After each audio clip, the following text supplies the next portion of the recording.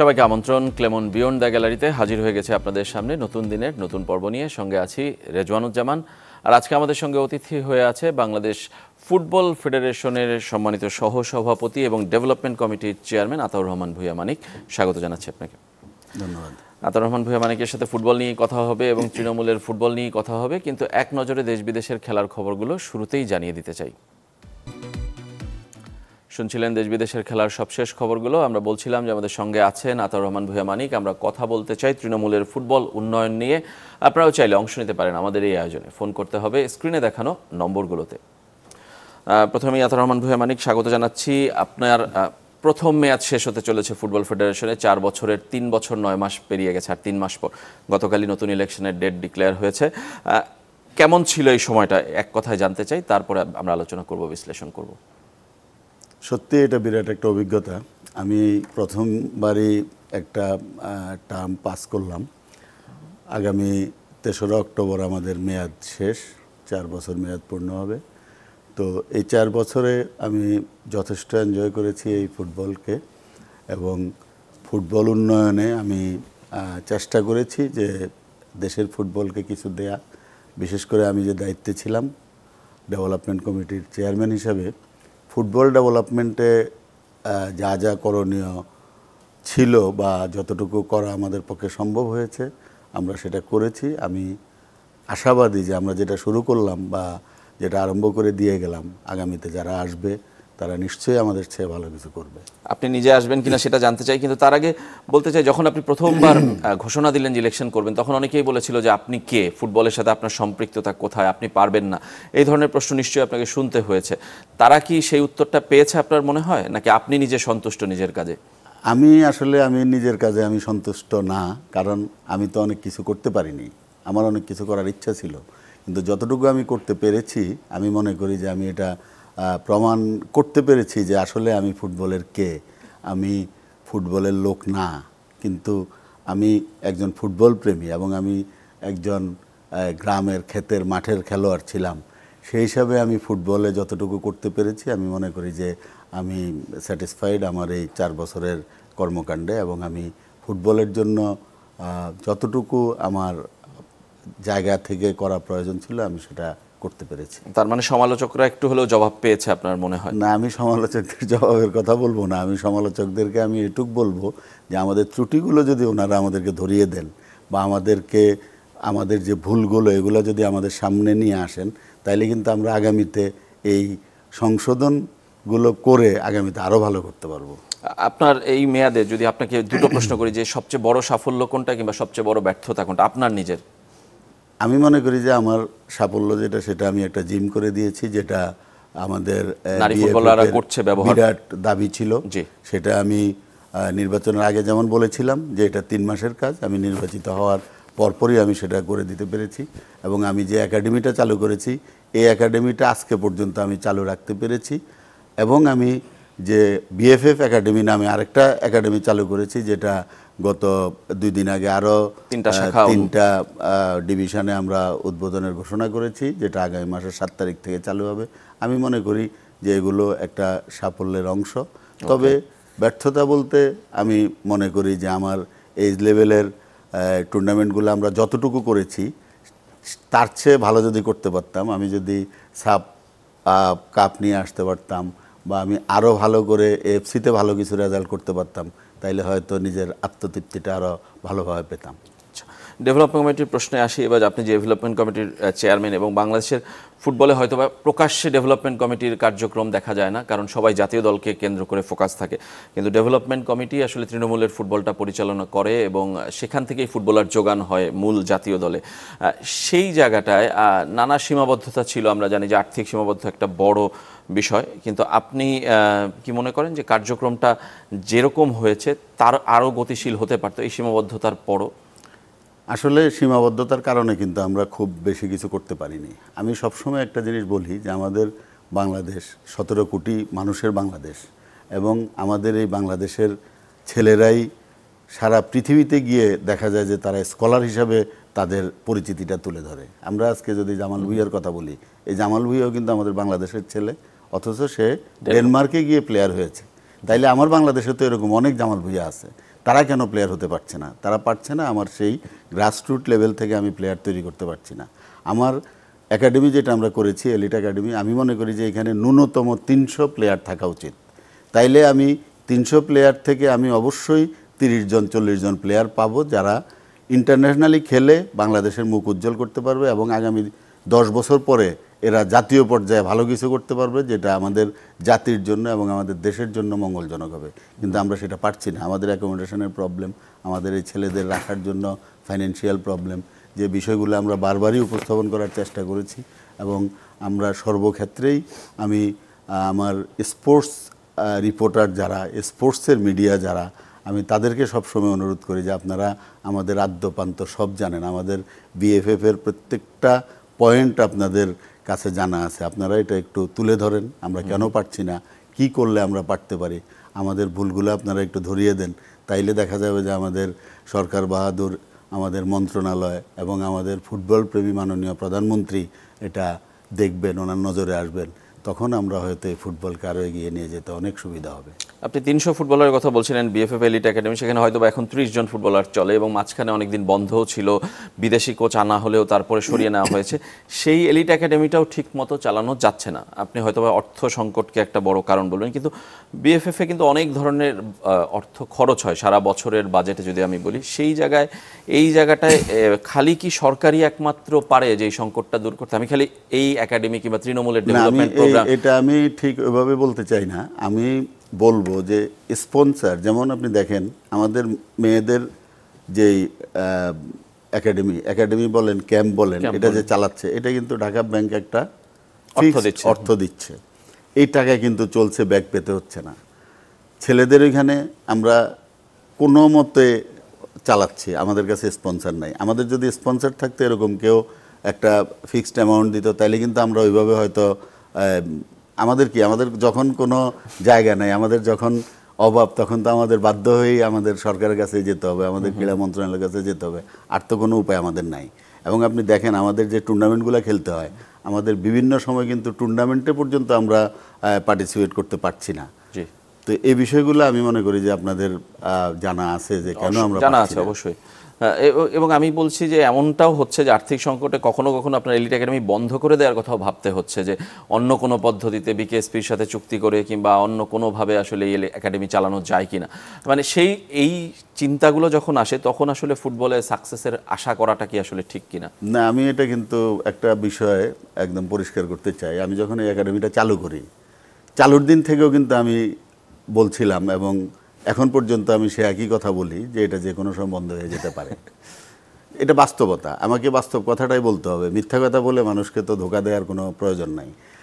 এখন আমাদের এখানে 56-60 এই প্লেয়ার আমাদের এখানে আছে, কিন্তু এই 56-60 জন প্লেয়ার আমি কন্টিনিউ করা আমাদের জন্য কষ্ট হচ্ছে। আমাদের সামনে 4টা টুর্নামেন্ট আছে, এজ লেভেলের টুর্নামেন্ট। এই টুর্নামেন্টগুলো এফসি টুর্নামেন্ট আছে, আমাদের সাফের টুর্নামেন্ট আছে। এই টুর্নামেন্টগুলো কিন্তু আমরা কন্টিনিউ করতে গেলে আমাদের সব প্লেয়ার এখানে রাখা দরকার, ক্যাম্পে রাখা দরকার। আমাদের যেটা বললেন আপনি, আমার বিদেশি কোচ বাটলারকে কিন্তু আমরা কোচ হিসাবে আমরা পাঠাচ্ছি, আন্ডার 20-র কোচ হিসাবে আমরা পাঠাচ্ছি এফসি টুর্নামেন্টে। তা আমাদের এই যে এই প্লেয়ারগুলোকে রাখা, এটাই কিন্তু আমাদের জন্য অনেক কষ্ট হচ্ছে। এটা হলো বাস্তবতা। তো এটাকে যদি আমরা চেষ্টা করতেছি, আমরা ব্যক্তিগতভাবে ট্রাই করি এবং আমরা বিভিন্ন বড় মাল্টিন্যাশনাল কোম্পানিগুলোকেও আমরা বিভিন্ন সময়ে চেষ্টা করতেছি, তাদেরকে যদি আমরা ইনভলভ করতে পারি, তাইলে যদি আমাদের এটাকে আরও আগানো যায়। কিন্তু সত্যটা আপনি স্বীকার করেছেন, যেটা যে কোনো সময় বন্ধ হয়ে যেতে পারে কিংবা আর্থিক সংকটে খেলোয়াড় সংখ্যা কমিয়ে আনতে হতে পারে, নানা সীমাবদ্ধতা আছে। তারপরে আপনি যদি বলি যে সেকেন্ড মেয়াদে আপনার কি আসলে আর কোনো গোল আছে, যে এই সিচুয়েশনটা দেখে কি আপনি আসলে ফুটবলে আবারও থাকতে চান? সেকেন্ড মেয়াদে আমি আসবো কিনা এটা আমি জানি না, তবে আমি মনে করি যে জানেন নাকি এখনো সিদ্ধান্ত নেননি? সেই জন্য এখনো তো নির্বাচনের তফসিল হয় নাই। এখনো নির্বাচনের তফসিল হইলে নির্বাচনে কারা আসবে, কিভাবে নির্বাচন হবে, এটা এখনো অনেক সময়ের ব্যাপার। কিন্তু আমি মনে করি যে আগামীতে এই একাডেমিটাকে আমাদের কন্টিনিউ করা দরকার, সেটা মিনিমাম 300 প্লেয়ার নিয়ে। এটা করতে গেলে যে বাজেট বরাদ্দ, এটা আমাদের বিএফএফকে ভাবতে হবে, সেটা কি সরকার থেকে নেবে নাকি কোনো স্পন্সর থেকে নেবে, নাকি ফিফা থেকে আসবে, সিরিয়াসলি আমাদের দেখতে হবে। ফিফা থেকে কিন্তু আমরা ফিফার যেই টাকাগুলো দিচ্ছে, ফিফা কিন্তু প্রত্যেকটা টাকা তারা একদম ডেডিকেটেড করে দিচ্ছে যে এই টাকাটা তুমি এখানে খরচ করবা, এই টাকাটা এখানে খরচ। তো ফিফার একটা টাকা আরেক জায়গায় খরচ করা যাচ্ছে না। যেমন দেখেন আমরা ফিফার অনেক টাকা কিন্তু আমরা খরচও করতে পারছি না। ইন্টারেস্টিং যে ফিফার টাকা কিন্তু আমরা, ফিফা যে টাকা দিচ্ছে আমরা অনেক টাকা ফিফার টাকা খরচ করতে পারতেছি না, কারণ ওই খাতে খরচ করতে হবে, ওই খাতে খরচ করতে হবে, কিন্তু তাদের কন্ডিশন আছে, আপনাকে কমপ্লায়েন্স কভার করতে হবে। সেই কমপ্লায়েন্সগুলো যদি আপনি কভার করতে না পারেন সেক্ষেত্রে কিন্তু ফিফা আপনাকে ওই টাকাটা দেবে না। আমাদের যে টুর্নামেন্টের মধ্যেও তারা বলা আছে যে তুমি টুর্নামেন্টটা এতদিন থেকে এতদিন পর্যন্ত চালাইতে হবে, চালানোর পরে তোমাকে আমি এই টাকা ছাড় করব। এই টুর্নামেন্ট চালাইতে হবে, এই টুর্নামেন্ট চালানোর পরে আমি তোমাকে এই টাকা ছাড় করব। এখন আমরা তো এগুলা পারছি না। কেন পারছি না? আমি এই টুর্নামেন্টটা তো এভাবে লম্বা করতে মানে করা যাচ্ছে না। আমাদের যে তারা একটা একাডেমির জন্য টাকা বরাদ্দ দিয়ে রাখছে, সেই একাডেমির টাকা পড়ে আছে, কিন্তু আমরা কাজ করতে পারছি না। কক্সবাজারে যেটা করার কথা। তো আমরা কিন্তু ফিফার টাকা যে ঢালাওভাবে ইউজ করা যায় তা না। ফিফার টাকাগুলো ওইভাবে ইউজ করতে গেলে তাদের কমপ্লায়েন্স মিট আপ করাটা মানে আমাদের জন্য সহজ হচ্ছে না। আমরা আবারও আপনার কাছে ফিরবো আতাউর রহমান ভূঁইয়া মানিক। একটা ছোট্ট বিরতি নিতে হবে আমাদের ক্লেমন বিয়ন্ড দ্য গ্যালারিতে। ফিরে আসছি একটু পরেই, সঙ্গেই থাকবেন। ফুটবল উন্নয়ন নিয়ে আমাদের সঙ্গে আছেন ফুটবল ফেডারেশনের সহ সভাপতি এবং ডেভেলপমেন্ট কমিটির চেয়ারম্যান আতাউর রহমান ভূঁইয়া মানিক। আমরা কথা বলছিলাম তৃণমূলের উন্নয়ন নিয়ে এবং আপনার কর্মকাণ্ড নিয়ে, ভবিষ্যৎ পরিকল্পনা, নির্বাচন নিয়ে। আপনি এখনও সিদ্ধান্ত নিতে পারেননি। একটু জানতে চাই যে আপনি একাডেমির সংকটের কথা বলছেন, সেই ক্ষেত্রে একটা আপনি ফুটবল ফেডারেশনের অধীনে একটা বাণিজ্যিক একাডেমির কার্যক্রম চালু করেছেন। ঢাকায় প্রথমে করেছিলেন, গত কয়েকদিন আগে আরও 3টি শাখা উদ্বোধনের ঘোষণা দিয়েছেন। ঢাকার রেসপন্সটা কেমন পাচ্ছেন প্রথম জানতে চাই। তারপরে এটার আসলে লক্ষ্য কি, টাকা দিয়ে কেন মানুষ ফুটবল ফেডারেশন টাকা আয় করবে, এটা আমার জানার ইচ্ছা। আমরা কিন্তু এখানে একটা স্লোগান দিয়েছি, সেটা হলো ফুটবল ফর হেলথ। জি। আর আমাদের এই টাকা দিয়ে একাডেমি করার কারণটা হলো যে আমরা তো যখন এটা শুরু করি তখনও কিন্তু আমাদের অনেক বাধা আসতেছিল যে টাকা দিয়ে কেউ আসবে না, কেন 3000 টাকা দিয়ে বাচ্চাদেরকে এখানে ট্রেনিং করাবে। তো যখন এটা আমরা শুরু করলাম, তাও এটা আমি একেবারে বলতে পারেন যে আমি সাহস করেই শুরু করলাম, যে আমি আপনি অনেক কিছুর বিরুদ্ধে যে একাই। হ্যাঁ। তো এটা যখন আমি শুরু করলাম তখন দেখা গেল যে আমরা 40 জন 80 জন প্লেয়ার, দুইটা এই যে আমরা এখানে ভর্তি করব ঘোষণা দিলাম, দেখা গেল যে প্রচুর পরিমাণ আবেদন আমাদের কাছে আসলো এবং 80+ হয়ে গেছে। 80+ হয়ে গেছে। গার্ডিয়ানরা খুব প্রেশার দিতে থাকলো আমাদেরকে তাদের বাচ্চা নেওয়ার জন্য, কিন্তু আমরা আর মাঠের কোনো ব্যবস্থা করতে পারলাম না, যে কারণে আমরা 80 জনের বেশি নিতে পারি নাই। এরপরে আমরা কি বিভিন্ন রকম প্রেশারে আমরা এখানে 80 জন থেকে 90 জন, অর্থাৎ এখন কিন্তু আমাদের 90 জন আছে।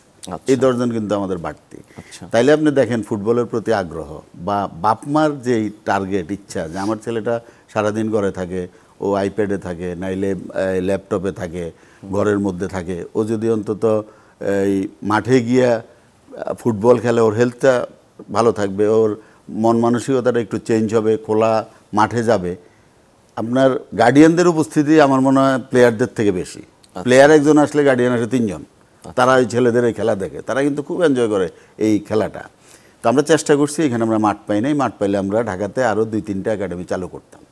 এরপরে বিভিন্ন ডিভিশনগুলোতে আমরা ডিএফের মাধ্যমে আমরা তাদেরকে বলেছি যে আপনারা মাঠের ব্যবস্থা করেন, আমরা এটা চালু করব।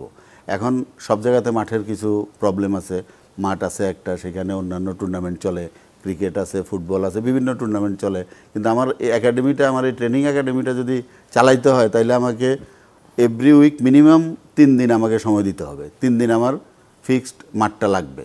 এটা আমরা হয়তো জোগাড় করতে পারে নাই সব জেলা বা সবগুলা ডিভিশন। তা পর্যায়ক্রমে আমরা এটাকে চাইতেছি যে আমি 64 জেলাতে যদি আমি এটা করতে পারি, তাইলেও আমার ওই যে আমার যে টার্গেট, যে আমাদের প্লেয়ার তৈরি করতে হবে 10 বছর বয়স থেকে। আমরা কিন্তু এখন যেরকম প্লেয়ার আমরা নিচ্ছি, একটা যখন টুর্নামেন্ট আসে তখন 20 বছর, 22 বছর, 23 বছর, এর কিন্তু অনেক টেকনিক্যাল জিনিস, যেটা ফুটবলে কিন্তু টেকনিক্যাল অনেক বিষয় আছে যেগুলো তাদের ওই ছোটোবেলা থেকে ট্রেন্ড আপ হইতে হইতে, ট্রেনিং করতে করতে তারা এগুলো শিখবে। এই জিনিসগুলো তাদের জানা থাকে না। তখন কিন্তু এই প্লেয়ারগুলো গিয়ে আমাদের অনেক ভালো টিমের সাথে গিয়ে তারা ওইভাবে কুলায় উঠতে পারে না। এই জন্য আসলে প্লেয়ার কিন্তু আপনি দেখেন, মেসি বলেন, এমবাপ্পে বলেন, যত প্লেয়ারই বলেন, কেউ কিন্তু 19 বছর 20 বছরের পরে কিন্তু এরা মাঠে আসে নাই।